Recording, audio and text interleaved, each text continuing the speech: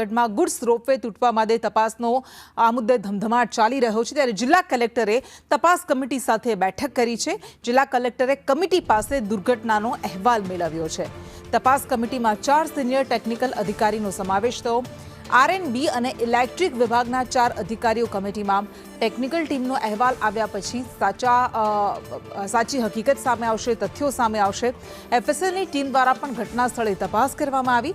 પાવાગઢમાં goods ropeway તૂટતા 6 લોકોના મૃત્યુ થયા હતા, શ્રમિકોના મોત થયા હતા। તે મામલે હવે તપાસનો ધમધમાટ શરૂ કરી દેવાયો છે।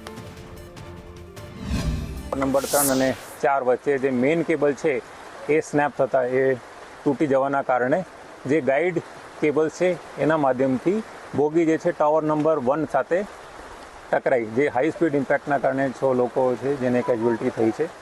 જે પોઈન્ટ છે જે તૂટ્યું છે એ એક્ઝેક્ટ એ છેડા બંને રોપના એ હજી એની શોધખોળ ચાલુ છે। મોસમ ખરાબ હોવાના કારણે એક્ઝેક્ટ હાલ મળ્યું નથી, એ પણ અમે ચેક કરાવીશું। બંને જે છેડા છે એને એફએસએલમાં મોકલીશું। એક્ઝેક્ટ કારણ જે છે એમાંથી જાણવા મળશે। જે સમિતિ લેખિતમાં રિપોર્ટ આવશે એના પછી આપણે બધું જાણવા મળશે કે એનું એક્ઝેક્ટ શું કારણ રહ્યું છે। સામાન જતો હતો ઉપર, એમાં ઉપર જતાં ક્લાઇમેટ થોડુંક ઓલું થયું, એમાં ઝટકો આવ્યો અને રોપ ડેમેજ થયો, તૂટ્યો છે।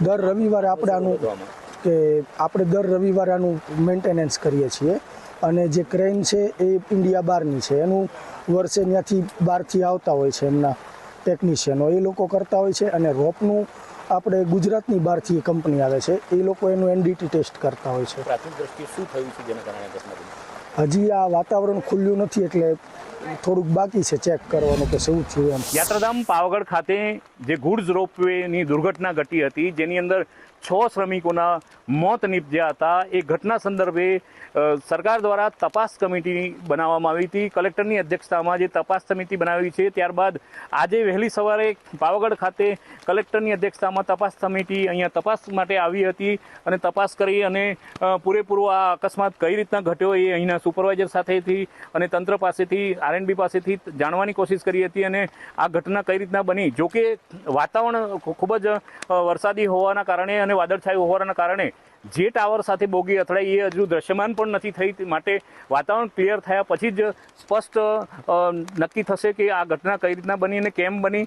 જોકે આ ઘટના જે બની છે એ ઘટનાના કારણે 6 જેટલા વ્યક્તિઓના મોત થઈ ચૂક્યા છે, ત્યારે તંત્ર આ જે મોતને ભેટેલા વ્યક્તિઓ માટે શું સહાય કરે એ હજુ તંત્રની જાહેરાત બાકી છે। પરંતુ હાલ તો તપાસ કમિટીએ અહીંયા તપાસની શરૂઆત કરી દીધી છે અને આગળ જતાં જેમ જેમ તપાસ થશે તેમ આ અકસ્માત કેવી રીતના બન્યો અને કઈ રીતના ઘટ્યો અને એ માટે તંત્ર દ્વારા શું પગલાં ભરવાના અને આગામી સમયની અંદર આ માટે કયા પગલાં ભરશે અને કેવી કડક એક્શન લેવાશે એ હવે જોવાનું રહ્યું। હર્ષદ મહેરા, સંદેશ ન્યૂઝ, પંચમહાલ।